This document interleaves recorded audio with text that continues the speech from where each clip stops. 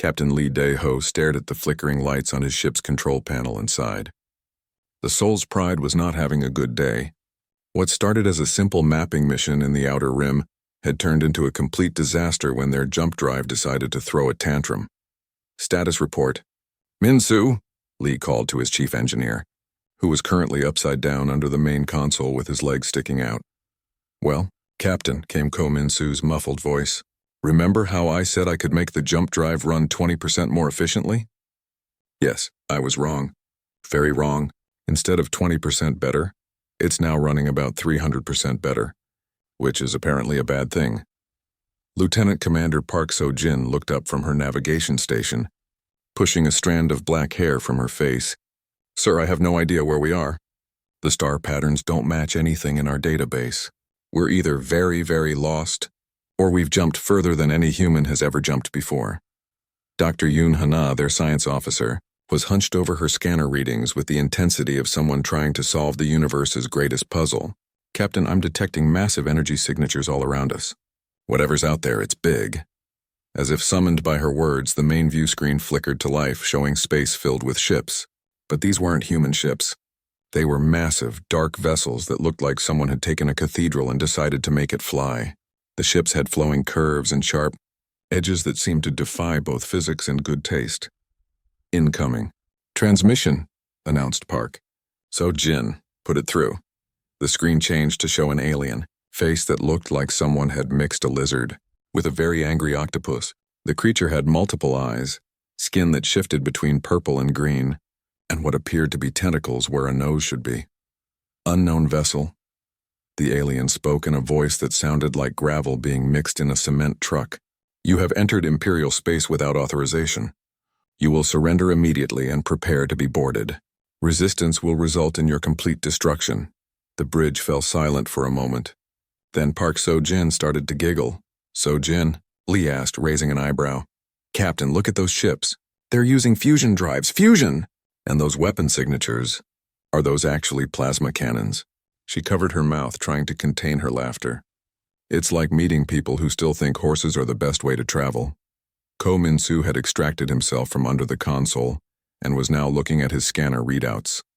Captain, their ships are running on technology that we stopped using 50 years ago. Their most advanced vessel has less processing power than my coffee maker. Dr. Yoon Hana was studying the alien transmission with fascination. The energy patterns from their communication system suggest they're still using quantum entanglement for faster-than-light communication. We solved that problem back in 2387. And their ship hulls, they're using basic titanium steel composites. No molecular bonding, no self-repair systems. Sergeant Major Choi Sang-wook, their Marine commander, looked up from cleaning his rifle. Captain, are we sure these guys aren't actors?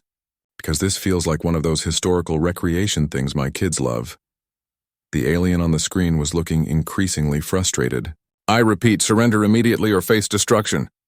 Lee looked around at his crew, who were all trying very hard not to laugh. He cleared his throat and activated the communication system. This is Captain Lee Dae-ho of the Earth vessel Soul's Pride. We seem to have gotten a bit lost during our survey mission. We don't mean any harm. Earth? The alien's multiple eyes blinked in what might have been confusion. That designation is not in our galactic database. What species are you? We're humans, Lee replied simply. Humans. The alien consulted something off-screen. No such species is registered with the Empire. You will be classified as a new contact and processed according to Imperial First Contact Protocol 77 Alpha. Park So-jin was now openly grinning. Captain, they have protocols. This is definitely some kind of historical society thing, the alien continued. Prepare to be escorted to the nearest Imperial station for processing. Do not attempt to flee or engage your weapon systems. We don't have any weapons, Lee said honestly. This seemed to confuse the alien even more. No weapons? How do you defend yourselves? Ko Min-Soo spoke up. Well, if something really dangerous shows up, we just leave. Our ships are pretty fast. Fast?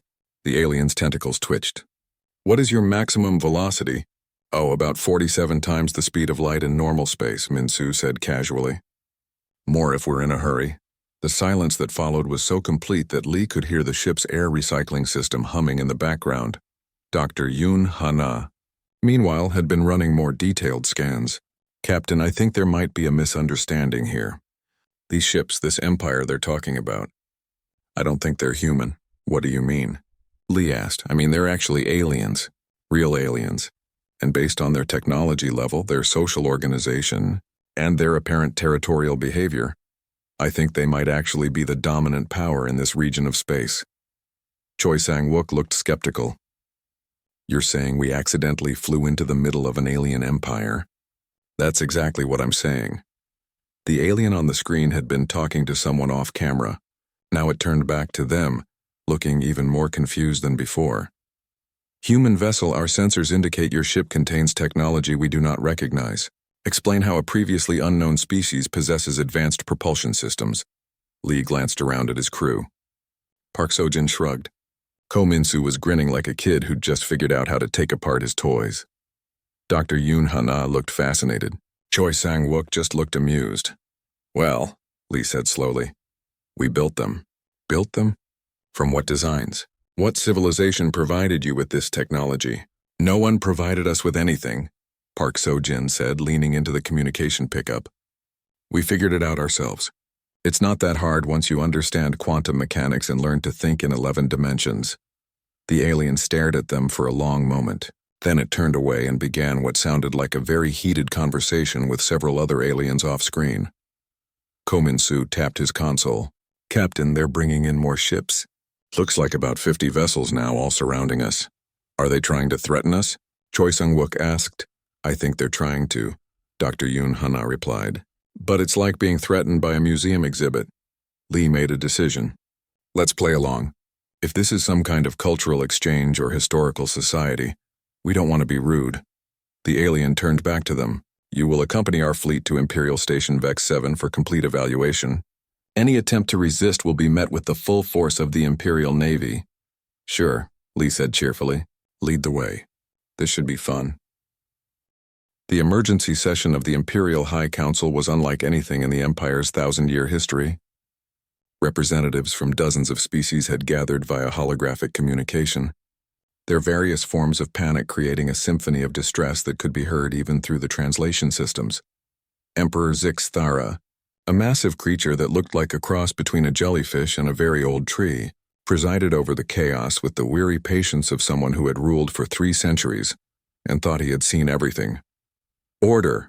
The Emperor's voice boomed through the council chambers. High Admiral Vextalon, report. Vextalon, who had not slept in 36 hours and looked it, stood to address the council.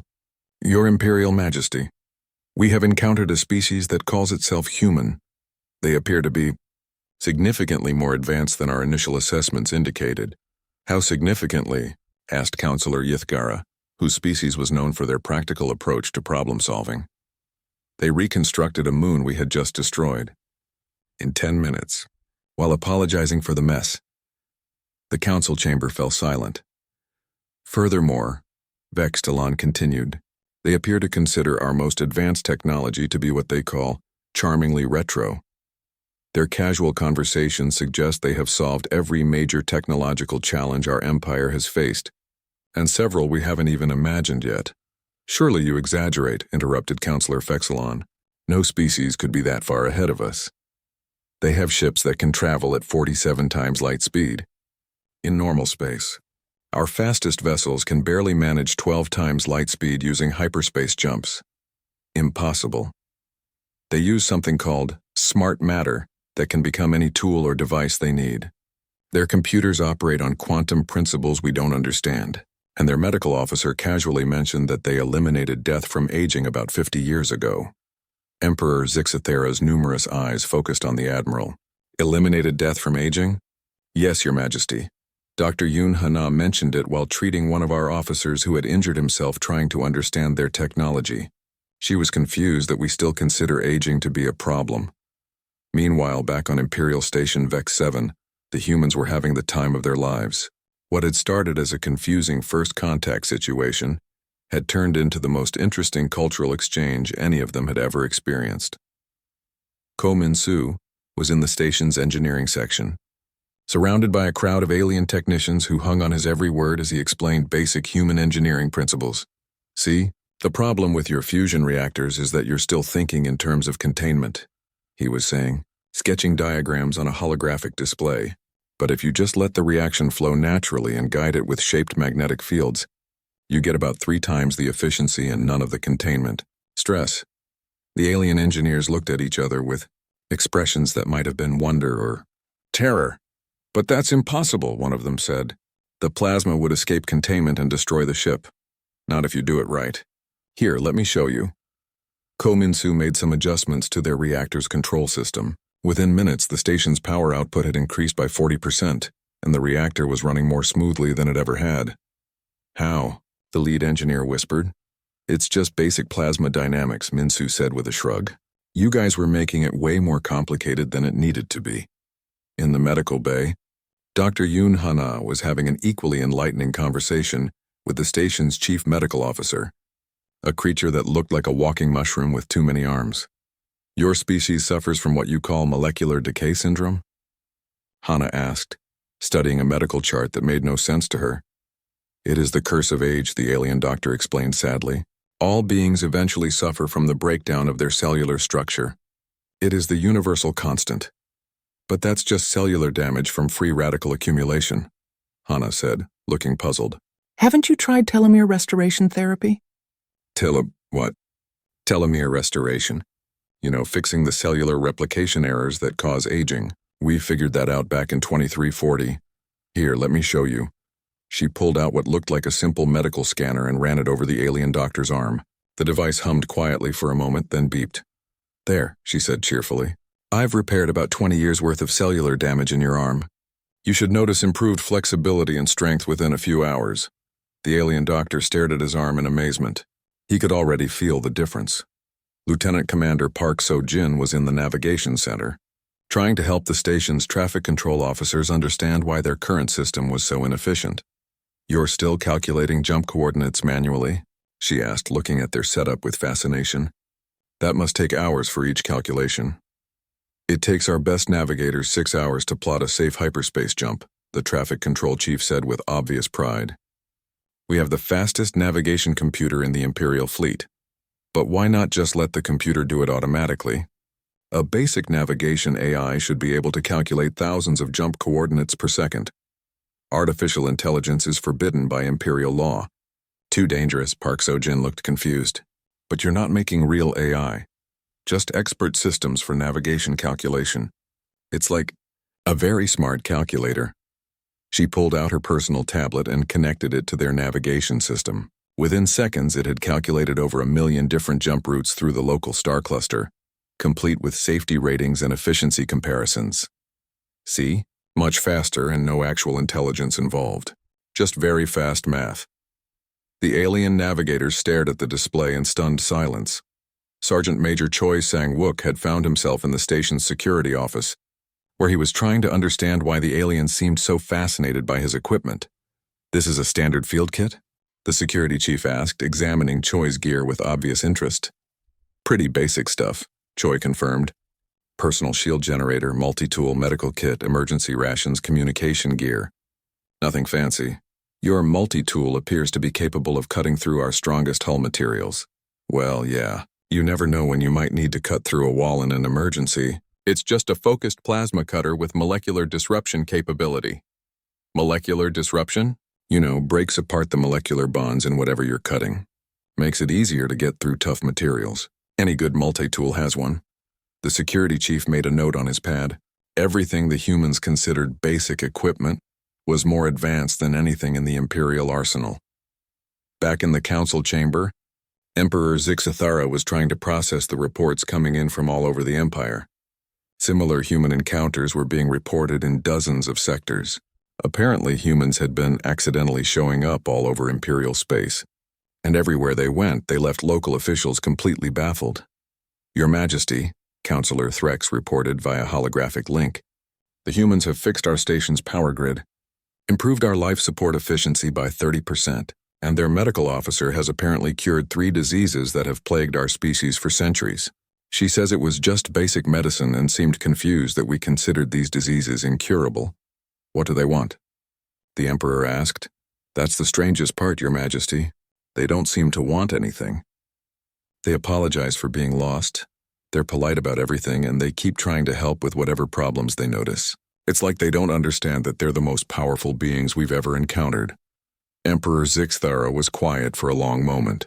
In his 3 centuries of rule, he had dealt with conquerors, rebels, criminals, and disasters of every kind. But he had never encountered anything quite like this. "Counselor Threx," he said finally, "I want you to ask them a direct question." "Yes, Your Majesty? Ask them what they want us to do." 6 months after the humans had accidentally stumbled into Imperial space, the galaxy was a very different place. Captain Lee Daeho sat in his captain's chair aboard the Soul's Pride, reading reports that would have seemed like fantasy just half a year ago. The Galactic Empire had been restructured as the Galactic Cooperative. Disease rates had dropped by 90% across all member worlds. Travel times between systems had been cut in half. 3 major wars had ended when the opposing sides realized they were arguing over resources that humans could create in abundance. And through it all, the humans maintained they were just explorers who had gotten lucky with a few innovations. "Captain," Park Sojin called from her navigation station, "we're getting another request from the Rigel sector. Apparently their star is showing signs of instability, and they're asking if we could take a quick look at it." Lee sighed. In the past 6 months, humans had somehow become the galaxy's go-to problem solvers. Need a dangerous asteroid moved? Call the humans. Mysterious plague affecting your homeworld? The humans probably have a cure. Star about to go supernova? Maybe those friendly humans can help. What do you think, Min-Soo? Can we stabilize a star? Ko-Min-Soo looked up from his engineering console with the expression of someone trying to remember if he had any appointments that day. Stellar stabilization? Sure, that's not too hard. Just need to adjust the magnetic field dynamics in the star's core, and maybe tweak the fusion reaction rate a bit. Shouldn't take more than a few days. Dr. Yoon Hana was at her science station reviewing medical reports from across the galaxy. "Captain, I'm getting some interesting data from the health improvement programs we've been helping with. It seems that what we consider basic preventive medicine has increased average lifespan by about 200% across most species." "And they're okay with that?" Lee asked. "More than okay. I've been invited to give lectures at medical schools on 17 different worlds. They want me to explain what they call miraculous human healing techniques.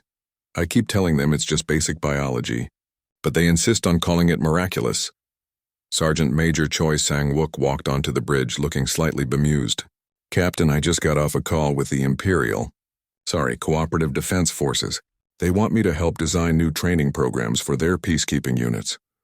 "What did you tell them?" "I said I'd be happy to help, but I explained that human military doctrine is mostly about not fighting in the first place." They seemed confused by the concept. "How confused?" "They asked me to explain how we win wars without fighting. I told them we mostly just solve the problems that cause wars in the first place. They asked me to write a manual." Lee chuckled. The galactic military establishment had been particularly baffled by human approaches to conflict resolution. When the humans had ended the Centauri border war by simply providing both sides with enough resources to make their territorial dispute meaningless, it had fundamentally changed how the galaxy thought about warfare. A communication signal came through from High Admiral Vex Talon, who had become something like humanity's official liaison with the cooperative government. "Captain Lee." Vex Talon appeared on the main screen, looking more relaxed than Lee had ever seen him. "I have a message from Emperor Zixthara. What can we do for him?" "He wants to thank you, actually. The reforms your people have suggested have made his job much easier. When you don't have to worry about resource shortages, territorial disputes, or incurable diseases, governing a galactic civilization becomes surprisingly manageable." "We're just happy to help," Lee replied honestly. That's what he finds so remarkable. In his 3 centuries of rule, he's never encountered a species that had the power to conquer the galaxy, and instead chose to quietly fix its problems. Park Sojin looked up from her console. "Why would we want to conquer anybody? That sounds like a lot of paperwork."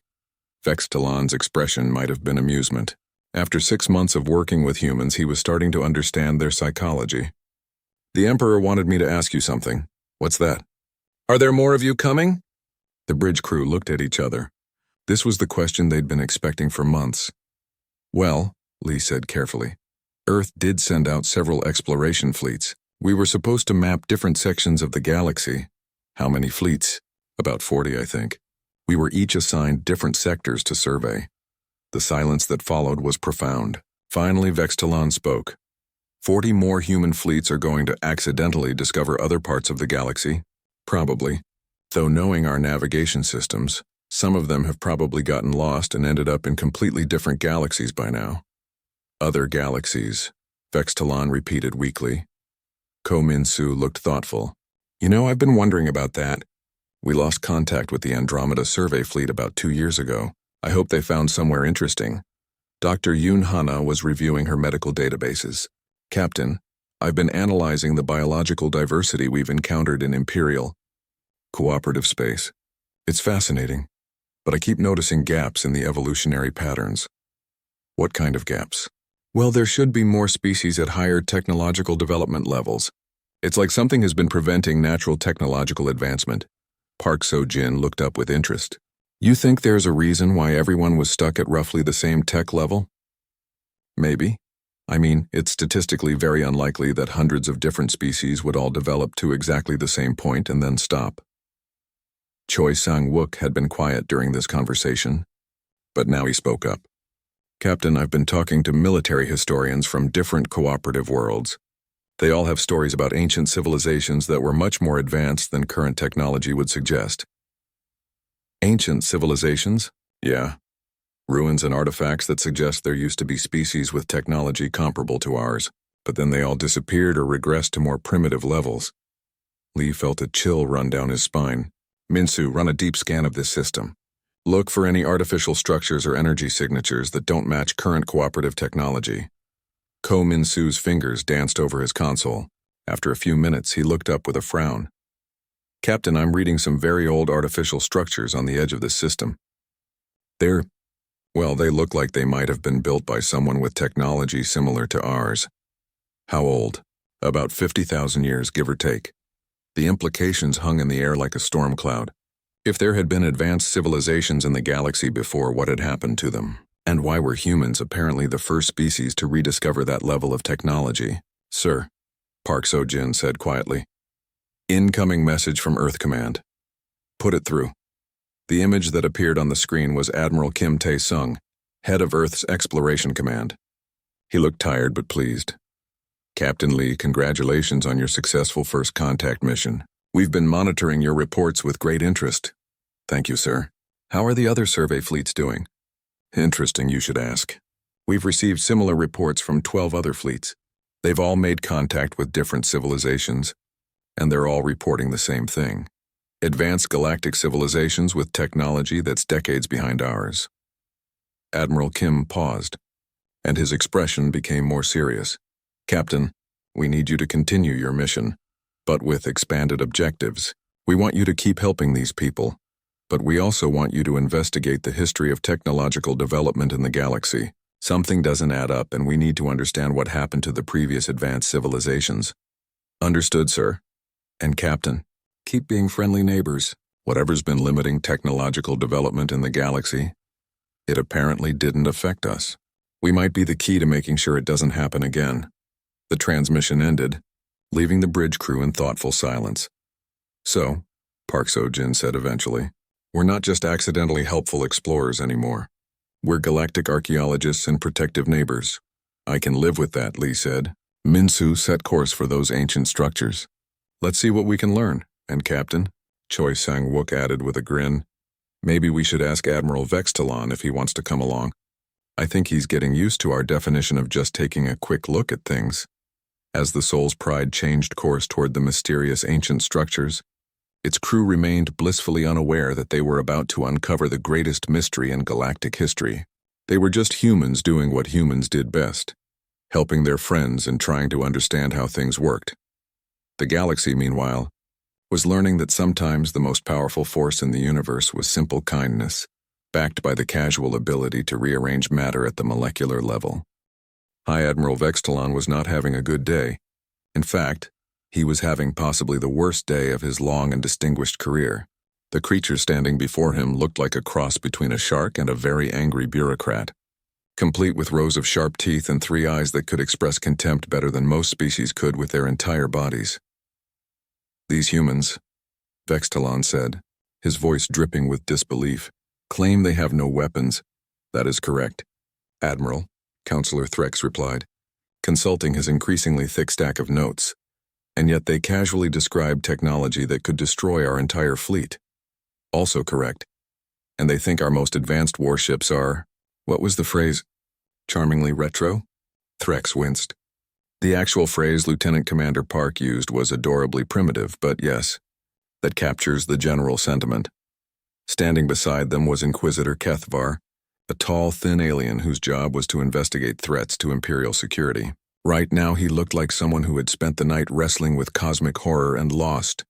Admiral, Kethvar said in a voice like grinding metal, I recommend we make an immediate demonstration of Imperial power. These humans clearly do not understand the situation they are in. Vextalon considered this. He had ruled the galaxy's most powerful fleet for 30 years. He had conquered star systems, defeated rebellions, and made entire species surrender with a single show of force. Surely a handful of lost explorers would be impressed by a proper display of Imperial might. Very well, he decided. Prepare the Omega Protocol demonstration. An hour later, the human crew of the Soul's Pride was watching from the station's observation deck as the Imperial fleet arranged itself in battle formation around a small, uninhabited moon. The sight was undeniably impressive. Hundreds of massive warships moving in perfect synchronization, their hulls gleaming with weapon ports and shield generators. Oh, this is exciting, Dr. Yunhana said, pressing her face against the viewing window like a child at an aquarium. Are they going to show us some historical battle tactics? Captain Lee Daeho was beginning to suspect this wasn't entirely a historical recreation, but he kept his thoughts to himself. Beside him, Ko Minsu was taking notes on his personal tablet. Look at those formation patterns, Minsu said admiringly. They're actually using classical geometric arrangements. And those weapon systems, they're like something out of a museum. On the command deck of the flagship, High Admiral Vextalon activated his fleet-wide communication system. Attention, human vessel. You are about to witness the full destructive power of the Imperial Navy. Observe and understand your position in the galactic order. The moon that served as their target was about the size of Earth's moon, a barren chunk of rock and ice that had orbited the system's gas giant for millions of years.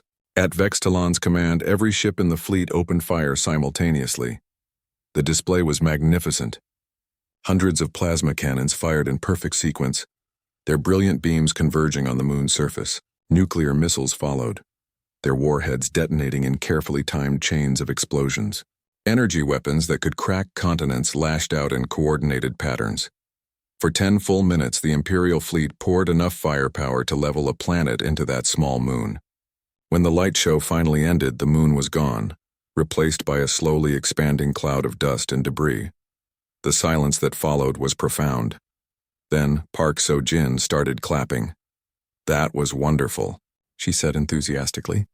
The light patterns were beautiful and the coordination was amazing. How long did it take you to choreograph all of that? High Admiral Vextalon's three eyes blinked in sequence. Choreograph? You know, to plan out all those pretty light patterns. And the way you made the explosions bloom in sequence like that. It was like watching fireworks. Ko Minsu nodded appreciatively. The energy efficiency was pretty good too, considering the limitations of your technology. You only wasted about 60% of your total output. That's not bad for fusion-based weapons. Dr. Yunhana was studying her scanner readings with scientific interest. The debris pattern is quite elegant. Very symmetrical. Though I notice you left quite a bit of the moon's core intact. Intact?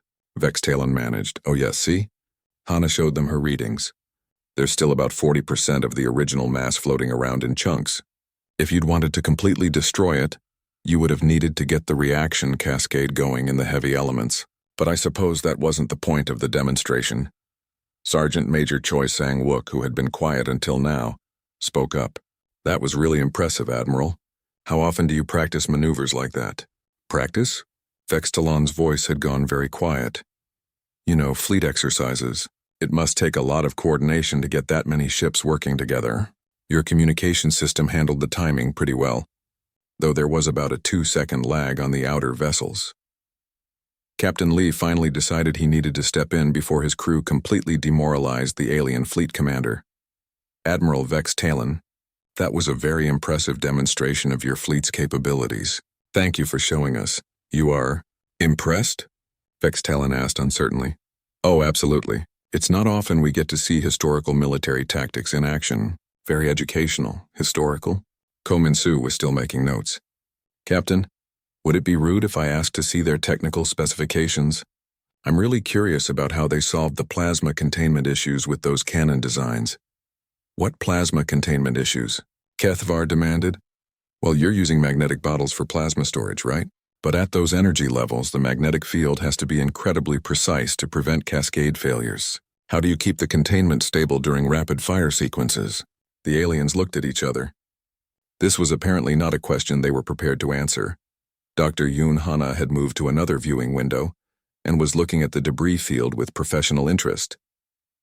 Captain, would it be terribly rude if we cleaned up that debris? It's going to be a navigation hazard for anyone traveling through this system. Cleaned up? Threx asked. The moon is destroyed. How does one clean up a destroyed moon? Oh, it's not really destroyed, Hana said cheerfully. It's just broken into pieces. Give us about 10 minutes and we can put it back together. Good as new. The silence that followed was so complete that they could hear the station's life support systems humming in the background. You can put it back together? Vex Talon asked very carefully. Sure. It's just a matter of reversing the kinetic energy vectors and letting gravitational attraction do most of the work. We do it all the time when we're mining asteroids. Park So-jin looked at her captain. Should we show them, sir? Lee looked around at the stunned alien faces and made a decision. Why not? But keep it simple. We don't want to show off. 10 minutes later, the moon was back exactly where it had been, completely intact and apparently none the worse for its recent destruction. High Admiral Vex Talon sat down heavily in his command chair and stared at the view screen in silence. Sir? His aide asked nervously. Send a message to Imperial Command, Vex Talon said quietly. Tell them we need to talk. Imperial Station Vex 7 was exactly what Captain Lee Dae-ho expected from a historical recreation facility. Massive, impressive, and completely impractical. The station looked like someone had decided that bigger was always better, and had built accordingly. It stretched for kilometers in every direction, with towers and spires that served no obvious purpose except to look intimidating. Would you look at that? Park So-jin said as they approached the docking bay. They even built the inside to look old-fashioned. Those docking clamps are purely mechanical. No force fields, no smart matter interfaces. They really went all out with the historical accuracy. The docking procedure took almost an hour, which amused the humans greatly. Ko-Min-Soo spent the time explaining to anyone who would listen how human ships could dock themselves in about 30 seconds using adaptive smart matter ports. It's like watching people try to thread a needle while wearing mittens, he said cheerfully. Once they were secured to the station, a delegation of aliens came aboard. The leader was a tall, elegant creature that looked like someone had crossed a praying mantis with a diplomat. It wore elaborate robes covered in symbols that probably meant something important. I am Counselor Threx of the Galactic Empire, it announced in a voice like wind chimes in a hurricane. I have been sent to conduct first contact negotiations with your species. Nice to meet you, Lee said, standing up from his captain's chair. I'm Captain Lee Dae-ho. These are my officers. Lieutenant Commander Park So-jin, Engineer Ko-Min-Soo, Dr. Yoon Hana, and Sergeant Major Choi Sang-wook. Threx looked around the bridge with what might have been surprise. Your technology is unusual. These displays, these interfaces, they appear to be pure energy constructs. Oh, the holographic displays? Dr. Yoon Hana said. Those are pretty standard. We've been using those for about 60 years now. Much more reliable than physical screens. Holographic displays, Threx repeated slowly. You speak of them as if they are common. Well, they are, Park So-jin said. I mean, once you figure out how to stabilize photonic matter, it's really just a matter of programming the right interference patterns. Threx made a note on what appeared to be an actual paper tablet. The humans found this charming. Perhaps we should conduct these negotiations in a more formal setting, Threx suggested. Sure, Lee agreed. Would you like to use our conference room? 5 minutes later, Counselor Threx was sitting in what he was convinced was the most advanced meeting room in the galaxy. The table was made of some kind of material that seemed to shift and flow like liquid, but remained perfectly solid. The walls displayed real-time views of space around them, and the chairs adjusted themselves perfectly to each person's body. This is impressive, Threx admitted. Oh, this is nothing, Choi Sang-wook said, settling into his chair with obvious comfort. You should see the recreation facilities. We've got a full holodeck that can simulate entire worlds. The Marines love it for training exercises. You can simulate worlds? Sure. Watch this. Ko Min-soo touched a control panel and suddenly they were sitting on a beach. Warm sand stretched out around them. Waves crashed against the shore and the sun was setting in a spectacular display of colors. This is a beach from Earth, one of our favorite vacation spots. Threx nearly fell out of his chair. This is impossible. No species has ever achieved reality simulation at this level. Really? Dr. Yoon Hana looked surprised. But it's just a matter of manipulating sensory input and creating convincing environmental feedback. We figured that out decades ago. Ko Min-soo switched the simulation off and they were back in the conference room. Threx sat in stunned silence for several moments. Let us proceed with the negotiations, Threx finally said, consulting his notes. The Galactic Empire welcomes new species into our fold. However, there are certain requirements for membership. You must acknowledge Imperial authority, pay tribute to the Emperor, and submit to Imperial law. The humans looked at each other. Park Seo-jin was trying very hard not to smile. That sounds like a lot of paperwork, Lee said diplomatically. Furthermore, Threx continued, any advanced technology you possess must be shared with the Empire for the betterment of all member species. What kind of advanced technology? Dr. Yoon Hana asked curiously. Your propulsion systems, your computer technology, these reality simulation devices, all of it must be made available to Imperial scientists for study. Ko Min-soo looked confused. But why would you want to study our technology? It's nothing special. Nothing special? Threx's voice rose several octaves. You have faster-than-light travel that exceeds anything in Imperial space. Your computer systems appear to operate on principles we don't understand. Your ship seems to repair itself.